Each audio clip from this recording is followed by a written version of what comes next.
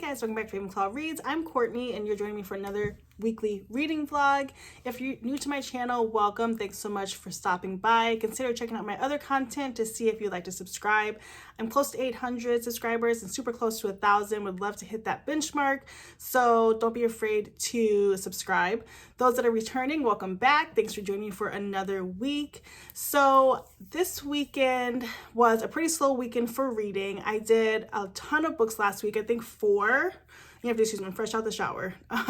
But I read 4 books last week, and it was a great week, and I hope to do something similar this week. But this weekend, the only book that I read was Babysitter's Club. I want to say it's 46, which is Marianne, Mrs. Logan. And I literally gave that book 5 stars. I thought it was so juicy. As an adult now, when I read the Babysitter's Club books, the more drama, the better. Like, I honestly... Let me switch up my glasses. I feel like there's such a glare. I honestly love the drama in the book. So in this book, like 4 books ago, Logan and Marianne broke up. They're taking a break because she just felt like he was controlling her and she needed to find her voice, which, like, yes, she did. She was being controlled. And so in this book, they have a group project in which they are put on the same team, and Cokie Mason is in the group. Now, if you know anything about Babysitter's Club, Cokie Mason is our arch rival. She's our nemesis. We don't like her. And she loves Logan, and she's always inappropriate with him. So anyway, they're in the same group. She's super nice to Logan, as always, dismissive to Marianne and Pete, who's the other guy in the group. And she ends up going out with Logan several times. Long story short, as we know, if you haven't, this is going to be a spoiler, but Marianne and Logan decide to start dating again. However, I'm still stuck on Logan actually going on dates with Cokie Mason, like not one, but like several dates during this time period, and I just don't understand why. And then why would Marianne take him back? But anyway, 5 stars for the drama because I was here for it. Then I picked up Sunday Fridays. I have it as an actual physical copy, but I'll show you the cover on my fire. Summer Fridays, and this book is about 2 people. Let's see if they list their names. Sawyer and Nick. They become acquainted through their partners. So Sawyer's boyfriend and Nick's girlfriend work together, and they are spending lots of time together, clearly having an affair. And so I think what's going to happen, I'm very early on, but based on the synopsis on Goodreads, what happens is that Sawyer and Nick decide they're going to spend their Fridays together, since their significant others are spending their Fridays together. It's set in 1999, which is interesting, and we'll see. It's moving pretty quickly, but I literally just started it yesterday, so I'm focused on that. After that, I don't know what I'm going to read. I believe I have, what do I have? I think I have a pre-order coming tomorrow. I also did start Let the Games Begin. I think I talked about this. I'm about 30% in. I soft DNF'd it because it was just kind of like trudging through mud, but I do want to finish it. Nothing wrong with it. I just need to get another spurt of energy. And then I'm still reading the anthology, The Black Girl Survives in this one. It's an anthology, so I just read like 1 a night. But it's really well written and I like it. And yeah, that is the plan for now.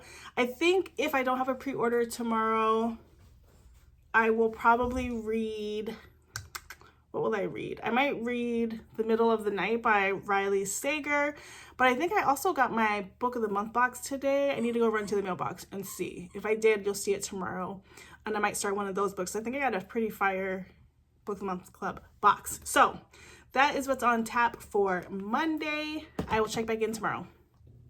Hey guys, happy Tuesday. I can't believe it's only Tuesday. I feel like I've lived a million lives between yesterday and today.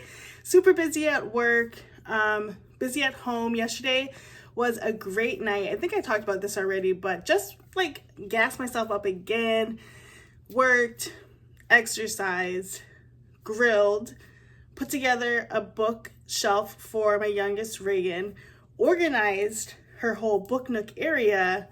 Yeah, I was on fire yesterday, but as a consequence, my Aura ring, when I was reading the output today, was like, girl, calm down. So I did take a rest day today for exercise.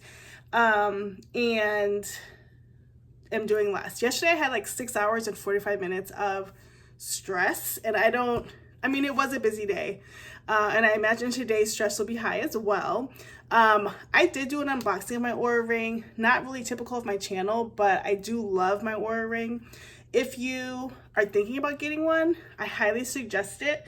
So I'm not a fit queen. I just try to stay fit to be strong, and I'm working on a health journey. But what I like about the Fitbit is that it gives me very specific but accurate data: sleep, calories burned, resiliency, readiness for the day. Anyway, I can go on and on. If you want to review, comment down below. So since I had a busy day yesterday, I did read, but actually I can't say I didn't read a lot. I did read a good amount. I set a goal for myself yesterday to get through 100 pages of Summer Fridays. I got to about 116. I just was reading a little bit ago. I'm on page 200. There's 218-ish pages in here, so hoping to finish tomorrow. I'm going to read some more tonight as well.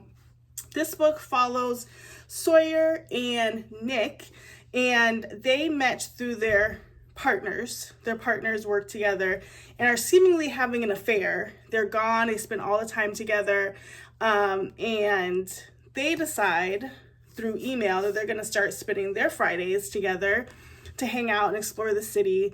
They say it's like You've Got Mail, and I guess in a way, because they do talk through AOL Instant Messengers. It's set in 1999, and they do email, but they do actually meet in person throughout the whole thing. So it's pretty good. The only, right now in my head, I'm thinking a 4-star. The way I rate books is like, as I'm reading them, I start developing and thinking what they could be. And so right now it's a 4-star for me. And if things take a turn, it would go down. I don't think it would go up. That's kind of how I think about it in my head. The only downside I have to this book is that the author, Suzanne Rindell, is very descriptive. And there are some people that love very descriptive books. I'm not one of those people. I like a good amount of description, dialogue, and yada yada. But the descriptions are like 1 and 2 pages long, and that's just not my jam. But to counter that, we also have some pages that are like this, where it's just their AOL Instant Messages going back and forth. So it's not even about like quantity of the words on the page or how many pages are in the book. It's like, I don't need all that description. So I kind of get the gist and skim over some of the descriptions, but the story in itself is really good. So reading that's my main focus. Yesterday I did get my book of the month box in. This month I picked 3 books. One was just like the book of the month, which I wasn't sure about, but now picking it, it's like a huge phenomenon book. And then I picked 2 books as add-ons that I've been looking for. But I haven't been able to find a price that was really good, so I just got them on Book of the Month. If you buy your add-ons to Book of the Month, it is $10.99 for the book, and so it's a hardcover physical book. You cannot get a hardcover physical book for $10.99 anywhere, unless, well, firsthand, right? You can't get it anywhere like brand new. So I did pick those up. So the first book I picked up was the Book of the Month Club book, The God of the Woods. This is one of the books. This book is the Book of the Month Club, or the monthly pick from Barnes & Nobles. Wow. And so I didn't know that at the time of picking it. I just picked an arbitrary one because none of them really looked good. But this one kind of intrigued me. This one says, early morning, August 1975, a camp counselor discovers an empty bunk. Its occupant, Barbara Van Laar, has gone missing. Barbara isn't just any 13-year-old. She's the daughter of the family that owns summer camp and employs most of the region's residents. And this isn't the first time a Van Laar child has disappeared. Barbara's older brother similarly vanished 14 years ago, never to be found. As a panicked search begins, a thrilling drama unfolds, chasing down the layered mysteries of the Van Laar family and the blue-collar community living and working in its shadow. Moore's multi-threaded story invites readers into a rich and gripping dynasty of secrets. So I think this has like high acclaim. People are really interested in reading it. It's on my list, but not high up. It's like 500 pages, but you have to get one of the Book of the Month Club books in order to get an add-on. So that's what I picked. Then I picked up, as an add-on, The Ministry of Time. I feel like I've seen this book everywhere. Everybody's talking about it. I don't even know if it's my jam, but I feel like I needed to have it on my bookshelf. Hi, buddy. My dog has not been feeling well today. Today was a weird day. My youngest didn't feel well. She's getting better now. And then my dog hasn't been feeling well. Although I did grill yesterday and he ate like a king. And I think he's paying for it today, unfortunately. But anyway, so this book, I don't know if it's my jam. It is sci-fi. It says, in the near future, a civil servant is offered the salary of her dreams to work on a top secret project. A recently established government ministry is gathering expats from across history to establish whether time travel is feasible for the human body, but also for the fabric of space and time. She is tasked with working as a bridge, living with, assisting, and monitoring the expat known as 1847, or Commander Graham Gore. As far as his history is concerned, Commander Gore died on Sir John Franklin's doomed 1845 expedition to the Arctic. So he's a little disoriented to be living with an unmarried woman who regularly shows her calves, surrounded by outlandish concepts such as washing machines, Spotify, and the collapse of British Empire. But with an appetite for discovery, a 7-a-day cigarette habit, and the support of a charming and chaotic cast of fellow expats, he soon adjusts. Over the next year, what begins as an excruciatingly uncomfortable housemate dynamic evolves into something much deeper. By the time the true shape of the ministry's project comes to light, the bridge has fallen haphazardly, fervently in love with consequences she never could have imagined. Forced to confront the choices that brought them together, the bridge must finally reckon with whether what she does next can change the future. Okay, so like a time-traveling romance. Interesting. I'll get to it. Not top of my list. Next book I got has been on top of my list. I've been looking for it everywhere. This is The Husbands. This is by Holly Gramazio. And this Ministry of Time is by Kylan Bradley. Okay, so I've been looking for this one everywhere. I did see it. I have seen it many times at Barnes, but it's like $30. I have a really hard time paying $30 for a book, especially when I can get it on Kindle. On Kindle, it's been like $14.99. I just haven't pulled the trigger. And then I've wanted to get it from my library, both either by Libby or like the physical library, and it literally has been on like several months wait. And if you do Libby, it's really bad when it just stays several months. It doesn't give you weeks. It's just like several months. You'll be booked and busy. So this book says, when Lauren returns home to her flat in London late one night, she is greeted at the door by her husband, Michael. There's only one problem. She's not married. She's never seen this man before in her life. But according to her friends, her much improved decor and the photos on her phone, they've been together for years. As Lauren tries to puzzle out how she can be married to someone she can't remember meeting, Michael goes to the attic to change a light bulb and abruptly disappears. In his place, a new man emerges and a new, slightly altered life reforms around her. Realizing that her attic is creating an infinite supply of husbands, Lauren confronts the question, if swapping lives is as easy as changing a light bulb, how do you know you've taken the right path? When do you stop trying to do better and start actually living? So super excited to read this one. This reminds me, there was a movie, if I remember while I'm editing, I'll put it at the bottom. I want to say like something about The Perfect Mom or Trading Mom. Wow, that got excited. Okay, Trading Mom is a movie that came out in the 90s, and it was like 3 kids didn't like their mom, or was just like normally annoyed with her, like do your chores, go to summer school. They were annoyed, and so they go to this like magic tent, sort of like fair, bazaar, and they can pick out the mom of their choice, and then ultimately they realize like their mom is the right choice. But comment down below if you remember that movie. I love that movie. I watched it in 7th grade. I remember as like a incentive movie, and then of course I watched it since and showed my girls. Really love that movie. Okay, for some reason this is a very long clip, but we're gonna keep rolling with it. Okay, so I was listening to the next episode of Stuck in Stony Brook, my favorite podcast, and I recently read book 46, which was Christy and the Baby Parade. However, in between 45 and 46 came Super Special number 6, which is New York, New York, another one of my favorites of all time super specials. So I am going to be reading this as well once I get done with Summer Fridays. Like I'll have this in conjunction with another book, and I just loved this book, so I can't wait to dig back into it.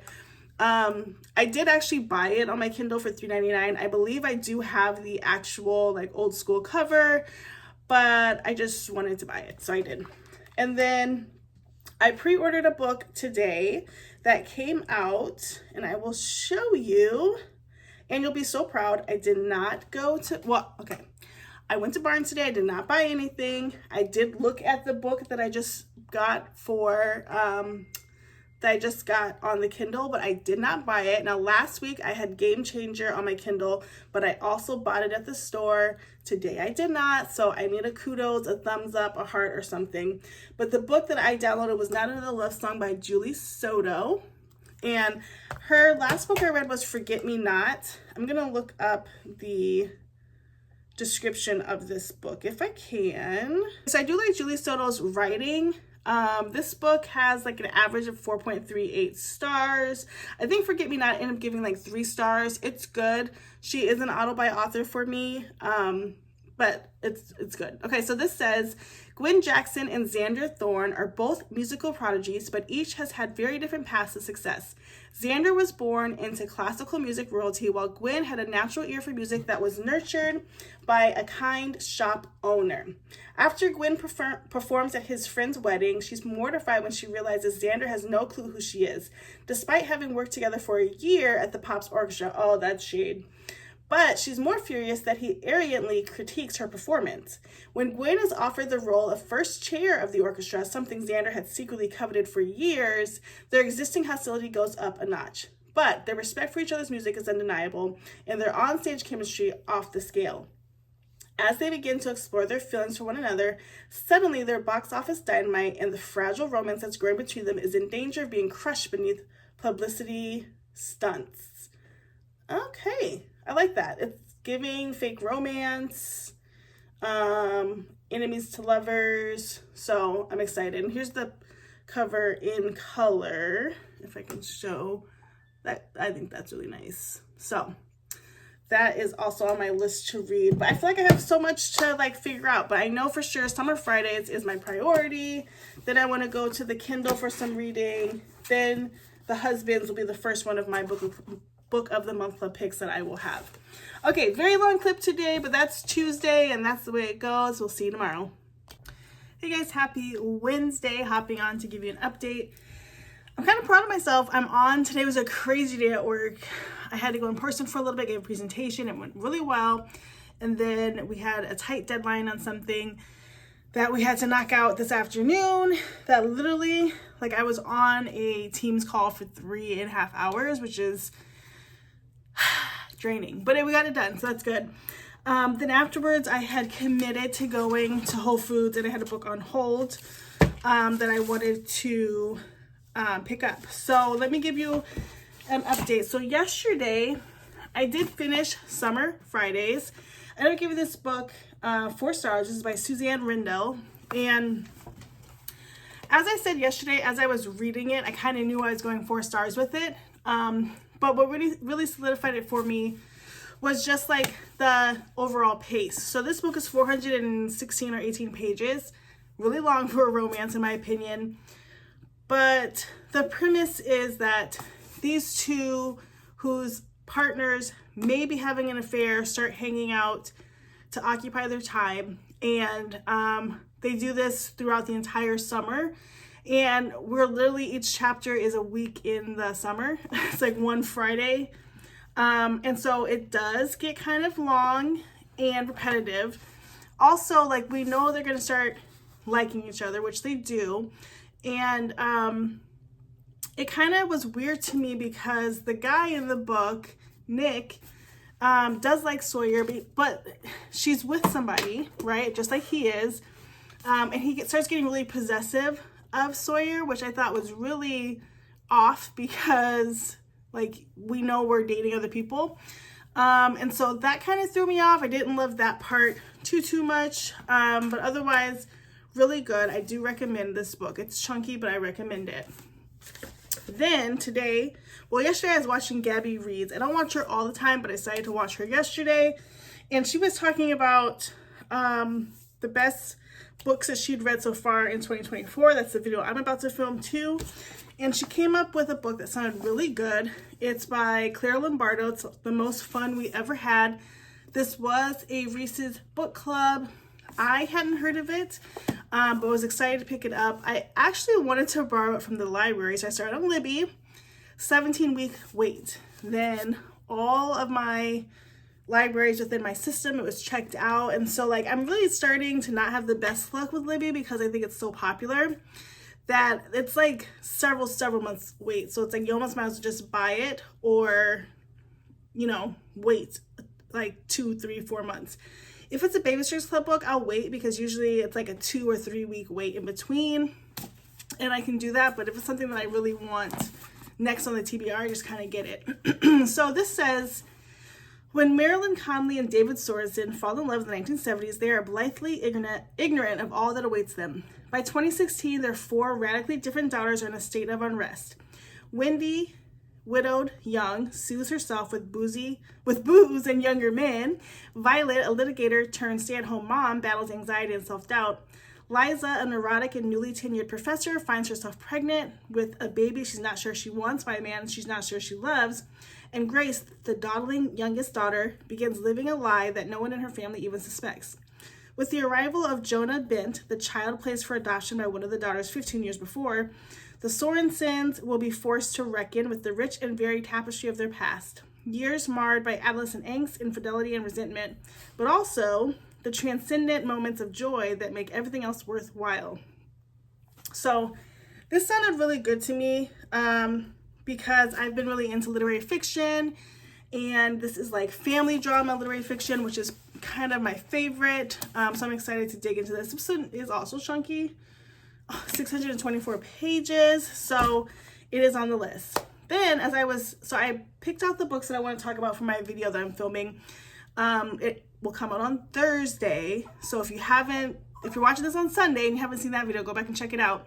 And so the video is like all the books that I've liked so far, like the top books of 2024 for me. And I found a book on my shelf that I had picked out but hadn't read yet. And I was like, what is this? And it's The Only Game in Town. And I forgot that I had picked this up. It's basically a romance. It kind of gives inheritance games where there's like a death, and I think the grandson has to come back to the little town and like participate in these games, or maybe it's the daughter that does. And so they have to participate in order to get the inheritance, but obviously they're going to fall in love. I don't know where this is going to fall yet in my reading scheme so far, but I just thought I'd pull it out because I just now saw it. And then after finishing Summer Fridays last night, I did start Super Special number 6, New York, New York by Babysitters Club. I'm only 12% in. These are longer, but it's good. This is one of my favorites. I love it. So all the girls are heading to New York for 2 weeks. What's funny to me is that Claudia and Dawn are going to stay with Stacy. The rest are going to stay at Lane's house or apartment, and that's just an odd split, but they're already babysitting and hanging out in the city, so I'm excited for that. I don't always like the super specials because some of those perspectives aren't great, but I don't imagine there's going to be a lot of charges, like the babysitting kids, if they babysit chapters in it, like some other ones are, so I'm excited for that. So that is the plan for the rest of the night, is just to read the Babysitters Club book, and then I think I'm going to go to what will I go to? I think I'm going to go to the Soto book. It is Julie Soto's Not Another Love Song, and just get that going on my Kindle.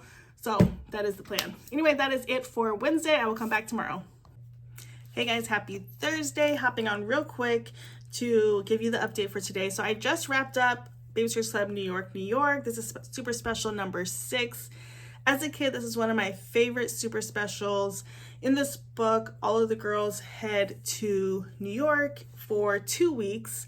Obviously, Stacy's dad lives there, so she's staying with her dad, as well as Claudia, and who else is staying with her? Claudia, and who is it? Is it Dawn?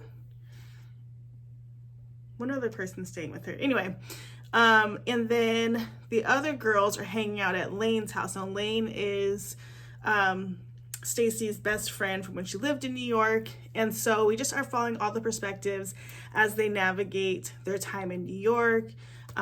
Stacy and Marianne are babysitting some kids in the same apartment complex. And then Jesse and Mallory are kind of just there for the ride, but Mallory's in art classes. Jesse was interested in kind of picking up some of the cultural aspects, especially dance. Claudia's in the art class with Mallory, and Dawn and Christy are just kind of there for the ride as well, not in any activities and not babysitting. I gave this book 5 stars. I still think it's a good, super special. I kind of liked that there were no chapters of like the kids that they babysit. Some of the super specials, they do have that. And I also thought it was just a nice, easy, quick read. It wasn't like a really boring spot or anything. A couple of things were funny, as they always are in Babysitters Club books. First, Dawn was horrified to be in New York, which I find interesting because she's from California and moved to Stony Brook. I don't know, obviously, like where she lived really in California, but she's so petrified of New York, like even leaving the home. She thinks that she's gonna be robbed and murdered and all the things. So that's just like kind of outside of what we've seen of her in the past and what her normal character is. So that was different. Jessie does meet a boy who's also a dancer, and she does hang out with him at his house, which is weird because she's only 11. And everybody seems to be okay with it, but she's kind of helping him get comfortable with being a dancer. I guess he gets made fun of a lot, and he wants to go to Juilliard, so she's helping him sort of like build up that courage to do that. And at the end, like, he does ask his parents to do more dance classes. So those were kind of some funny storylines, but overall it was really good. And then yesterday I did start The Husbands.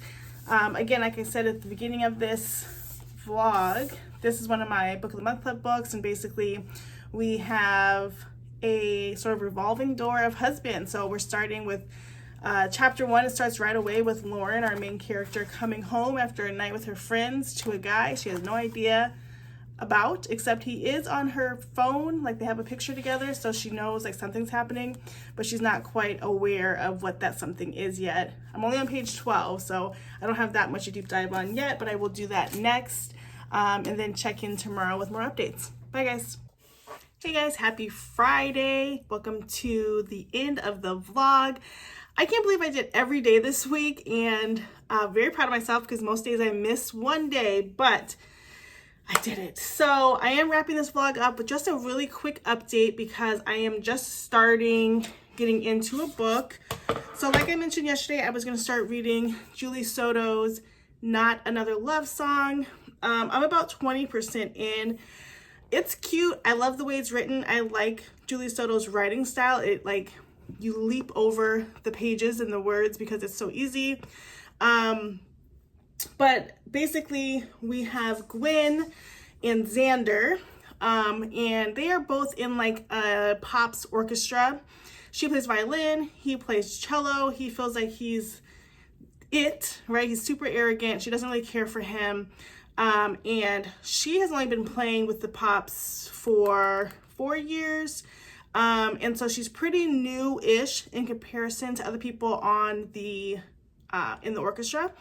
And where I'm at now, they are kind of changing some things up, and the first chair in violin is going to be stepping down and has asked Gwen to audition to take her spot. So something's fishy there because obviously they're not at the same level of playing competencies, so not sure. But I have a feeling that, and this is my prediction, we'll see what happens, that she's gonna audition, and they suggest that she go to the cello section. She doesn't know much about cello, and so they go to Xander to teach her about the cello because they need it. That's my prediction based on the cover and based on kind of where it's going.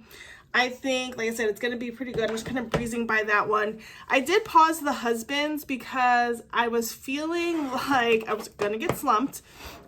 So basically, as I said yesterday, it's almost like a Groundhog's Day, but not really. But every time our main character's husband goes upstairs to the attic, he comes down and it's a new person, different attitude, different reasons, whatever. And I left off maybe about page 40, and all it has been is like her in shock and she sent like 6 or 7 guides up and down. And so I was like, okay, I already am like, I could go either way with this. So I'm gonna probably pick a thriller next.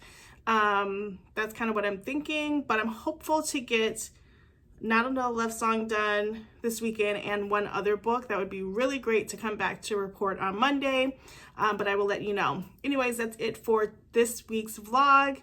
Thanks so much for watching. Please like, comment, and subscribe. Remember, subscribing is free, you guys. If you want to participate even more, you can become a member on my channel. So close to 1,000 subscribers, guys, and it's all because of you. I'm so thankful for each and every one of you. Please share my channel if you think it's worth it, and we can get our community up to 1,000 people. All right, guys, talk to you later. Bye.